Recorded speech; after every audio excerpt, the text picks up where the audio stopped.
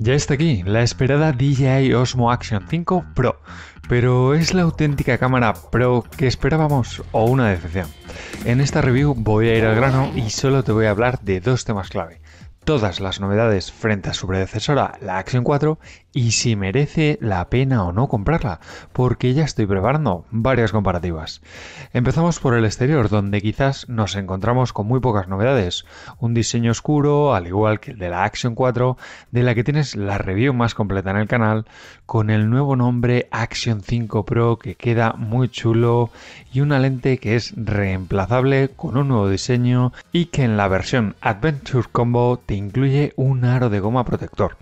Contamos con las mismas dos pantallas táctiles traseras de 2,25 pulgadas y delantera de 1,4 pulgadas táctil que no cambian de tamaño pero sí lo hacen en calidad.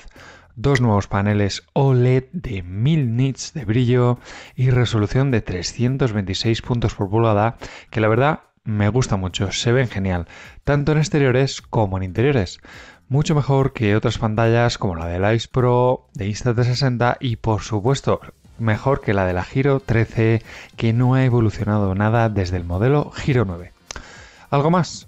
Pues sí, contamos ahora con más resistencia al agua todavía sin necesidad de usar carcasa acuática de hasta 20 metros de profundidad. Principalmente gracias a estas gomas rojas que vemos en las trampillas y que debes asegurarte cerrarlas bien, además del sensor de temperatura para capturar mejores colores debajo del agua.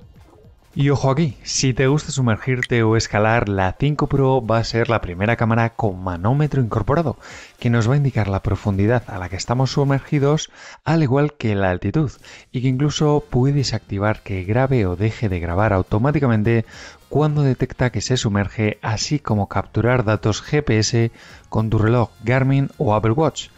Por supuesto, mismo anclaje que viene desde la Action 3, ningún cambio aquí porque funciona muy bien y que por fin la GoPro 13 lo ha copiado como te conté en este vídeo por aquí arriba.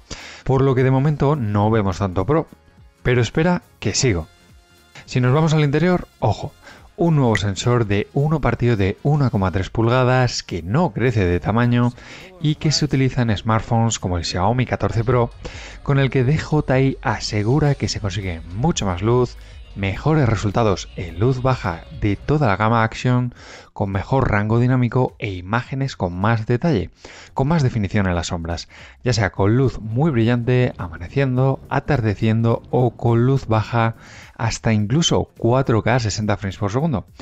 Aunque honestamente he visto buena calidad, pero ningún salto brutal. Mejor sí, pero mucho tampoco. También tenemos un nuevo procesador de 4 nanómetros que permite que la cámara procese más información consumiendo menos batería y ofreciéndonos estos resultados que ¿qué te parecen? Por cierto, si te está gustando el vídeo me puedes dejar un like y si te gustan las cámaras deportivas, las 360, los drones o los gimbals, suscríbete ahora al canal.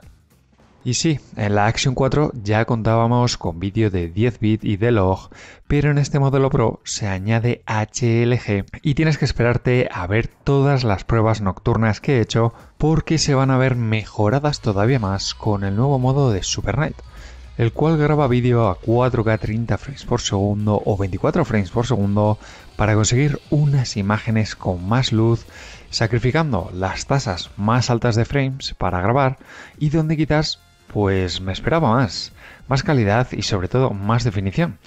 Te voy a dejar muchas pruebas en mi Instagram, así como en la próxima comparativa que voy a sacar frente al Ice Pro muy pronto.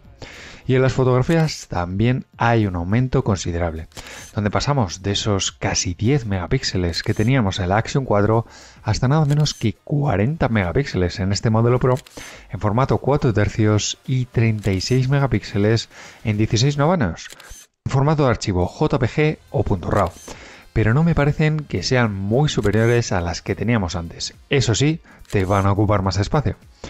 Y parece que el vídeo slow motion a alta velocidad está muy de moda y por eso DJI ha querido mantener los 4K a 120 frames por segundo y 1080p a 240, pero a través de la aplicación de DJI Mimo vas a poder obtener vídeos hasta 960 frames por segundo que quedan muy chulos. mejor que la GoPro 13 porque podemos exportar los vídeos hasta resolución 4K, aunque sea a través de la aplicación. Y otra función que me sorprendió mucho por el nombre es el seguimiento y tracking de objetivos. ¿Cómo es eso? Pues que gracias a su nuevo procesador, el de 4 nanómetros, puede identificar a personas y mantenerlas centradas en la imagen mediante un recorte automático, obteniendo un vídeo de como máximo resolución 2,7 y con unos resultados que, bueno, maravillas no hace y va a depender mucho de la escena, así que tampoco me ha parecido nada revolucionario. Pero eso sí, para grabar todo esto necesitamos una buena batería y en este caso también se ve una mejora en esta que sube hasta, atención, las 4 horas de autonomía con 1950 miliamperios de capacidad, pero claro, grabando en 1080 24 frames por segundo, ojo, y que se alarga también bastante cuando estamos grabando a 4K 30 frames por segundo hasta los 210 minutos, más de 3 horas según la marca, y de las que os voy a dejar ofertas en mi canal de Telegram, el link en la descripción del vídeo. Pero a mí lo que me ha hecho explotar la cabeza ha sido lo que DJI ha considerado una mejora menor: una memoria interna integrada. Sí, nada menos que 47 GB de memoria integrada a la cámara, al igual que teníamos en la Action 2, y que te permite pues poder olvidarte algún día la tarjeta microSD en casa, que me ha pasado muchas veces. Simplemente vas a tener que seleccionar memoria interna y a seguir grabando, aunque eso sí, con archivos con tasa de bits optimizada, pero que para mí es una maravilla. Por cierto, otra función que me ha recordado mucho a mi iPhone es la de Always On Display, que permite que cuando la cámara está grabando la pantalla se apaga y nos va a mostrar únicamente el modo de vídeo y la duración, ahorrando así mucha batería, y que vamos a ver cómo configurarlo en la guía que ya estoy preparando de la DJI Action 5 Pro, así que suscríbete para no perdértela. Y en el audio, pues ninguna novedad, salvo que gracias a esa interconectividad de los dispositivos de DJI, que lo están haciendo muy bien, la verdad, en este modelo vas a poder conectar 2 micrófonos DJI Mic 2 directamente a la cámara y grabar el audio de las 2 entradas a la vez. Bastante pro, aquí sí. Y que los micrófonos internos se escuchan así. También quiero probar qué tal suena los micrófonos en esta zona con mucho claro oscuro. Estoy grabando a 5,3K 30 frames por segundo. Pasa de nuevo un avión. Pues aquí estoy grabando con las cámaras 4K 30 frames por segundo. Quiero probar qué tal el sonido de mi voz, y además tengo los colores de Leica Vivid en una prueba con los micrófonos en modo normal sin ningún tipo de reducción de viento. Hay una ligera brisa, tampoco es muy fuerte, así que quiero probar qué tal se escucha el sonido de mi voz. Además está pasando una pequeña... Todas estas capturas las vas a poder ver y reproducir en tu smartphone, y para ello ahora vas a contar con Wi-Fi 6.0 mucho más rápido, que permite transferencia de ficheros hasta 80 MB por segundo a través de la aplicación de DJI Mimo. Te dejo los enlaces en la descripción. Que también nos añade varias funcionalidades nuevas, como puede ser la descarga de archivos en segundo plano, mientras te permite cambiar a otras aplicaciones. Tenemos captura de frames y foto live, con lo que vas a poder sacar capturas a la máxima resolución de tus vídeos, mejorando la calidad, como ya podías hacer con GoPro Quick, y también la reproducción de los vídeos en modo D-Log de color, pudiendo hacer ajustes desde la propia aplicación sin necesidad de ordenador, y las cuales vamos a comentar en el mayor grupo de Telegram sobre la DJI Action. Te dejo el enlace en la descripción por si te quieres unir. Y llegamos a lo mejor, los precios. Tenemos como siempre para este modelo Osmo Action 2 packs. El más básico con la cámara, la carcasa y la base adhesiva por 379 €, 20 € más que el modelo anterior.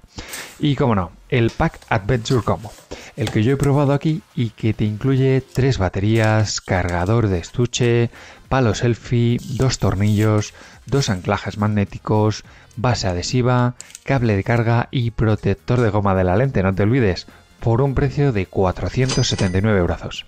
Y como siempre os digo, merece y mucho la pena, aunque sea simplemente por el estuche y las 2 baterías extra.